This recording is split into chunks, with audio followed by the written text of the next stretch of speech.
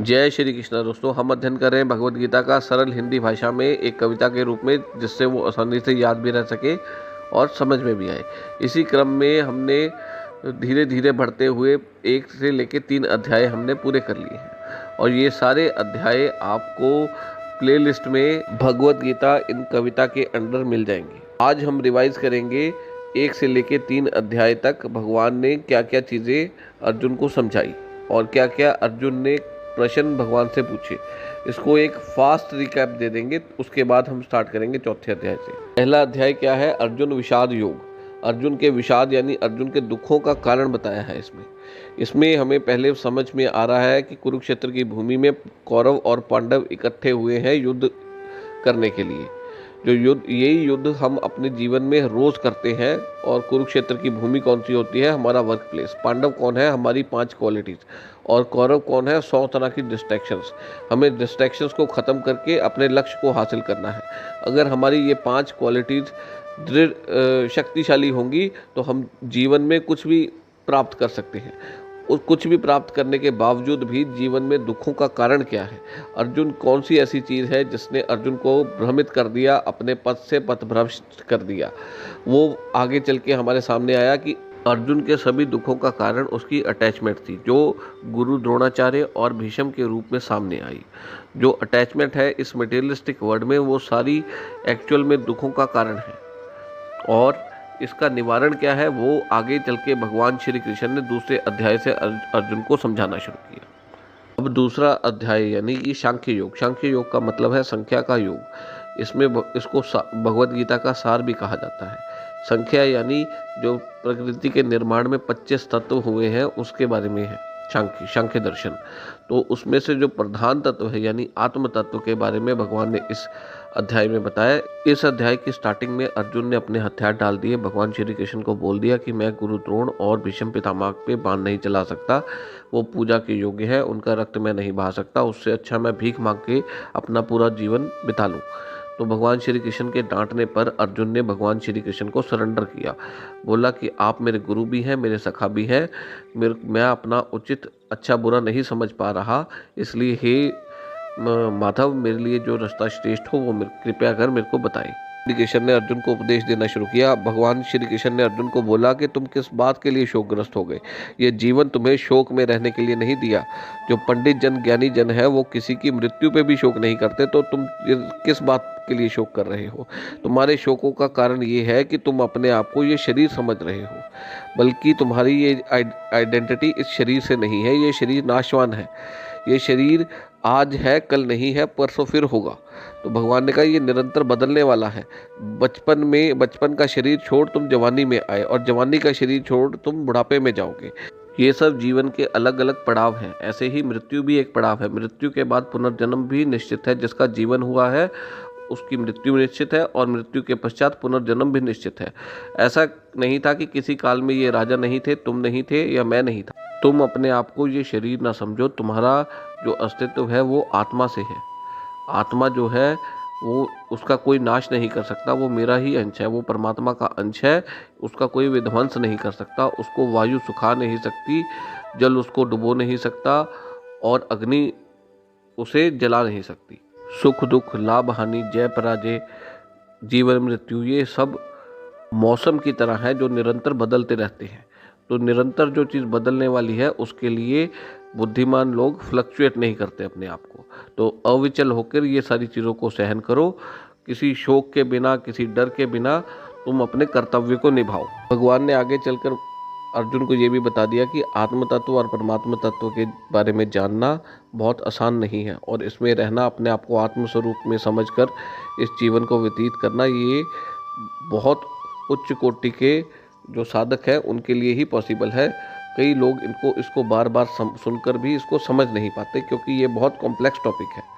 तो भगवान कह रहे हैं कि अगर तुम इस चीज़ को नहीं समझ पा रहे तो दूसरे एंगल से भी देखो। अब इसको मटेरियलिस्टिक वर्ड के अकॉर्डिंग भी देखो कि मटेरियलिस्टिक वर्ड के अकॉर्डिंग भी अगर तुम अपने आप को अपने कर्म से पीछे हट जाओगे तो कोई ये नहीं सोचेगा कि तुम्हारे हृदय में कोई करुणा प्रकट हुई होगी उनके प्रति।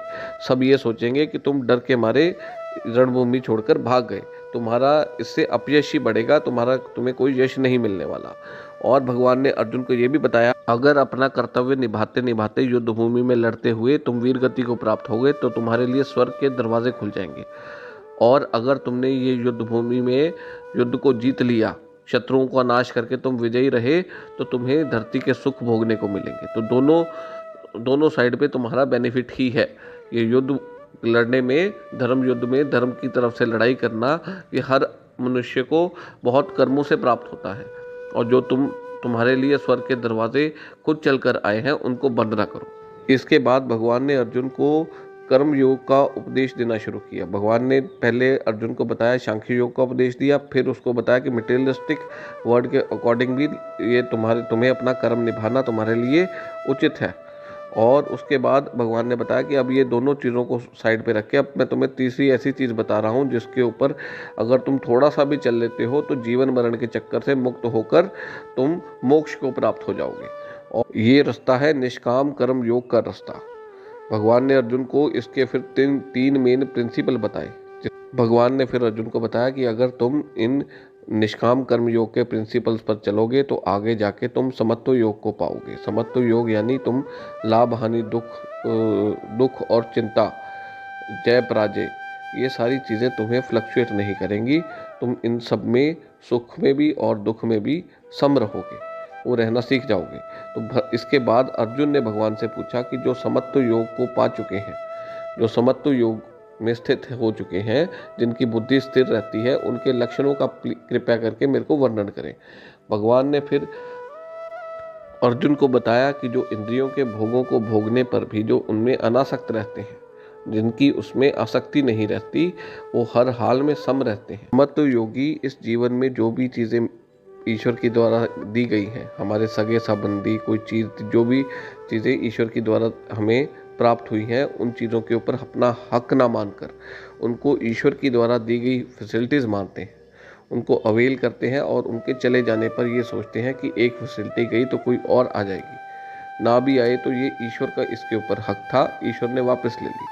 किसी की मृत्यु पे, किसी के जीने पे वो शोकग्रस्त नहीं होते, किसी चीज़ के मिलने पे उनका माइंड फ्लक्चुएट नहीं होता, किसी चीज़ के खोने पे वो उनको दुख नहीं होता। तो ऐसे जो समत्व योगी हैं हर हाल में सम रहते हैं और सब में ईश्वर की कृपा को देखते हैं, वो समत्व योगी ही ईश्वर को प्राप्त करने के, मोक्ष को प्राप्त करने के काबिल है।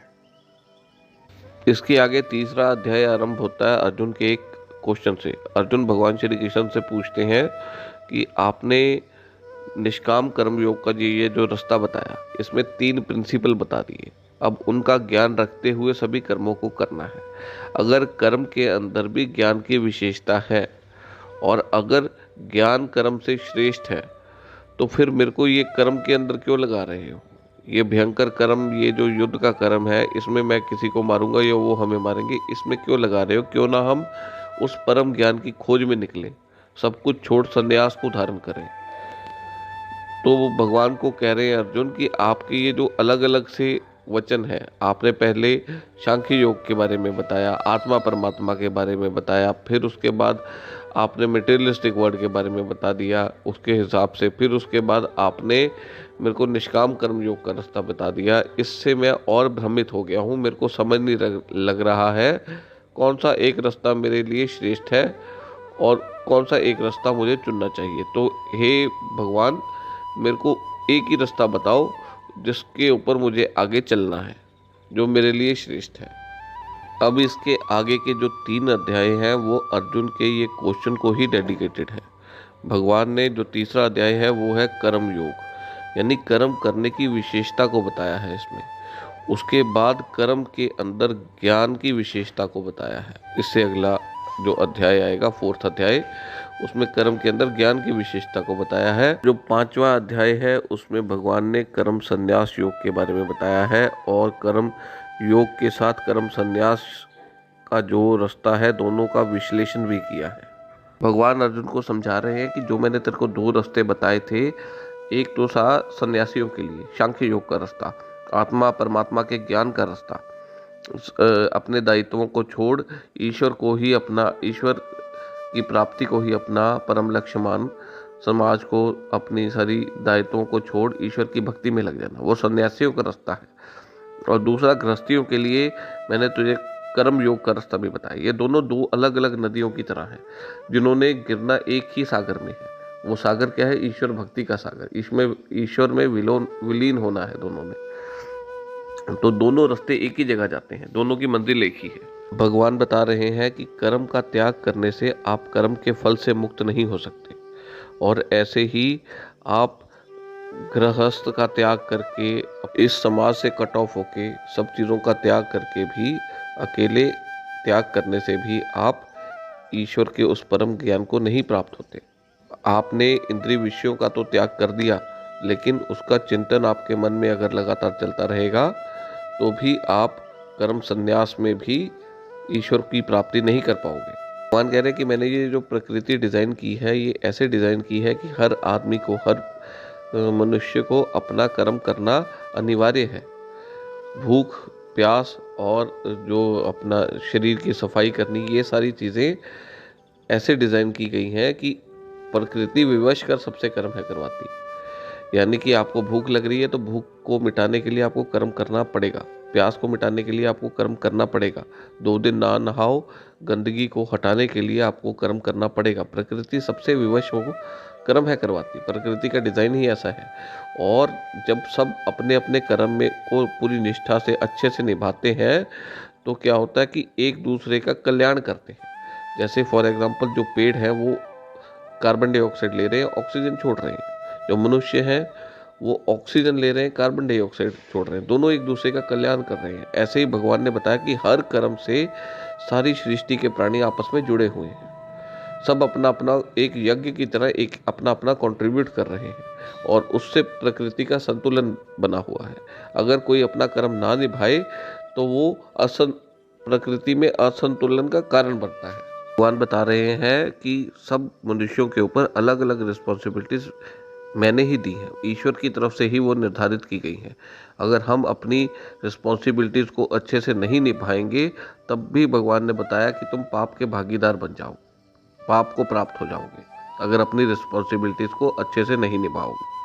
भगवान ने आगे ये भी बता दिया कि ये ना समझ लेना फिर जो साधु सन्यासी हैं, जो अपना घर बार, अपने माता पिता सबको छोड़, अपनी सारी रिस्पॉन्सिबिलिटी, सामाजिक रिस्पॉन्सिबिलिटीज़ को छोड़ ईश्वर के रास्ते पर निकल जाते हैं, वो क्या कुछ गलत कर रहे हैं? भगवान ने ये भी बात क्लियर कर दी कि लेकिन भगवान ने बताया ब्रह्मलीन अवस्था को पाते हैं जो ब्रह्म के अंदर हमेशा 24 घंटे ईश्वर के साथ अंदर लीन रहते हैं, और जिनकी कोई इस संसार से कोई कामना नहीं रहती, और ना ही उनकी कोई निर्भरता रहती है इस संसार पे। वो उस अवस्था को प्राप्त कर लेते हैं जहाँ पे उनके लिए कोई भी दायित्व, कोई भी सामाजिक कर्तव्य निभाना इम्पोर्टेंट नहीं रह जाता। ये जो अवस्था है ये कर्म संन्यास की अवस्था है। भगवान कह रहे हैं कि कर्म संन्यास की अवस्था तक भी वही पहुँच पाते हैं जो कर्म योग को अपनाते हैं, के रास्ते पर चलते हैं। आगे जाके वो कर्म संन्यास की अवस्था को प्राप्त होते हैं, जहाँ उनके लिए कोई भी सामाजिक रिस्पॉन्सिबिलिटीज़ आवश्यक नहीं रह जाती। लेकिन कुछ महापुरुष, भगवान ने बताया कि सामाजिक रिस्पॉन्सिबिलिटीज़ जिनके लिए कोई महत्व नहीं रखती, फिर भी वो अपने दायित्वों को अच्छे से क्यों निभाते हैं, ताकि उनको जो फॉलो करने वाले हैं वो कुछ गलत मैसेज ना ले ले और उनके लिए वो एग्जाम्पल सेट कर सकें। इसीलिए वो कर्म संन्यास की अवस्था को प्राप्त होने के बाद भी अपने कर्मों को निष्ठा से निभाते हैं। भगवान ने अपनी एग्जाम्पल दे दी। भगवान ने कहा कि पूरी सृष्टि में मेरे लिए कोई भी चीज़ ऐसी नहीं है जो मेरे लिए अप्राप्त हो, जो मैं हासिल ना कर सकूं, और मेरे को किसी और चीज़ की कामना भी नहीं है। फिर भी मैं अपने सभी दायित्वों को, अपने सभी कर्तव्यों को पूरी निष्ठा से निभाता हूँ, क्योंकि अगर मैं अपनी पूरे कर्मों को निष्ठा से ना निभाऊं तो मेरे को जो फॉलो करने वाले हैं वो सभी अपने पथ से पथभ्रष्ट हो जाएंगे। ही भगवान ने कर्म संन्यास की अवस्था को प्राप्त हुए राजा जनक का भी उदाहरण दिया था कि उन्होंने भी कर्म संन्यास की अवस्था को प्राप्त होने के बाद भी अपने सभी कर्मों को, अपने सभी दायित्वों को निभाते रहे। उन्होंने यहाँ समझा दिया कि वो तीनों लोकों के स्वामी होने के बावजूद अपने कर्मों को निष्ठा से निभा रहे हैं, तो जो उनको फॉलो करने वाले हैं वो कर्म की विशेषता को समझते हैं, और कर्म संन्यास की जो अवस्था है वो भी कर्म योग से ही होके जाती है। इसलिए अपने कर्म को अच्छे से निभाना कर्म योग, निष्काम कर्म योग के रास्ते पर चलना सभी के लिए अनिवार्य है। कह रहे हैं कि माया के वश में आकर हम सबको ये लगता है कि ये सारे कार्य जो हमारी रिस्पॉन्सिबिलिटी ये हम निभा रहे हैं, हम इसको पूरा कर रहे हैं, हम अपने परिवार का पालन पोषण कर रहे हैं। भगवान कहते हैं ऐसा कुछ भी नहीं है। ये सब चीज़ें प्रकृति तुमको विवश कर कर तुमसे करवा रही हैं। प्रकृति के जो 3 गुण हैं, सात्विक, तामसिक और राजसिक, ये जो तीनों गुण हैं, ये ही सारे सृष्टि में सारे कर्मों को करवा रहे हैं, हर मनुष्य से, हर प्राणी से। भगवान कह रहे हैं कि हम अपने ज्ञानेंद्रियों से जो ज्ञान अर्जित करते हैं, किसी चीज़ को देखते हैं, सुनते हैं या महसूस करते हैं, तो उससे क्या होता है, हमारे मन में विचार प्रकट होते हैं, राग या या वो चीज़ अच्छी लगती है या वो चीज़ बुरी लगती है। तो उससे क्या होता है, हमारा मन प्रभावित होता है। मन से फिर हमारी बुद्धि प्रभावित होती है, बुद्धि से फिर हमारे वो उस चीज़ हमारे एक्शंस में आ जाती है, हमारे कर्मों में आ जाती है। हम उसके अकॉर्डिंग हम अपने कर्मों को करते हैं। तो सब चीज़ों को कंट्रोल कौन कर रहा है? ईश्वर की इच्छा से प्रकृति सब चीज़ों को कंट्रोल कर रही है। हमें लगता है हम कर रहे हैं। इसलिए जो अब हमारी रिस्पॉन्सिबिलिटीज़ है, भगवान ने कहा उनको अच्छे से पूरी निष्ठा से निभाना बहुत इम्पोर्टेंट है। भगवान ने इस अध्याय के अंत से पहले ये भी समझा दिया कि अगर किसी का मन किसी गलत चीज़ से प्रभावित हो जाए, क्योंकि क्या सबसे पहले क्या होता है कि जो इंद्रियां हैं, इंद्रियों के विषयों के पीछे भागती हैं, और एक बार उसको मन का रास्ता मन के साथ मिला देती हैं। मन को जब तक हमने किसी ने सिगरेट नहीं पीनी शुरू की, शराब नहीं पीनी शुरू की, तब तक वो उसको आराम से अवॉइड कर सकता है। एक बारी हमारी इंद्रियां उस चीज़ को प्राप्त कर लेती हैं तो वो मन को प्रभावित कर देती हैं। फिर मन इंद्रियों को उसके हिसाब से चलाता है, क्योंकि मन इंद्रियों से ज़्यादा शक्तिशाली है। भगवान ने बता दिया मन की शक्ति इंद्रियों से ज़्यादा है, और मन से ज़्यादा बुद्धि की शक्ति है, बुद्धि से ज़्यादा आत्मबल की शक्ति है, जो ईश्वर की भक्ति से प्राप्त होता है। तो अगर उसको कंट्रोल करना है, अपनी इंद्रियों का पहले संयम करना सीखें। इंद्रियों का संयम करने के लिए बुद्धि का उपयोग करें। बुद्धि से बताएं कि ये चीज़ हमारे लिए हितकारी नहीं है, इस चीज़ को नहीं करना, नहीं सुनना, नहीं देखना, वो चीज़ें समझें। तो उसके बाद कह रहे हैं अगर बुद्धि भी भ्रष्ट हो जाए तो क्या करना है, तो फिर आत्मबल से उसको आत्मबल को जगाना है। आत्मबल ईश्वर की भक्ति से जागता है और उससे फिर बुद्धि शुद्ध होती है। तो ऐसे ही हम अपने मन को कंट्रोल में ला सकते हैं। दोस्तों, इसको डिटेल में सुनने के लिए एक बारी पहला, दूसरा, तीसरा अध्याय आप प्लेलिस्ट में जाएंगे, भगवद गीता इन कविता के अंदर आपको सारे मिल जाएंगे। उनको एक बार दोबारा रिवाइज कर ले, दोबारा सुन ले, अपने नोट्स बना ले, आपने क्या सीखा उससे और आप क्या अपनी लाइफ में इम्प्लीमेंट करने वाले हो। अपनी पर्सनल डायरी उससे मेंटेन कर ले। और उसके बाद अब हम नेक्स्ट चलेंगे, कर्म के अंदर ज्ञान की विशेषता को समझेंगे, जो भगवान ने 4th अध्याय में बताया। जय श्री कृष्ण।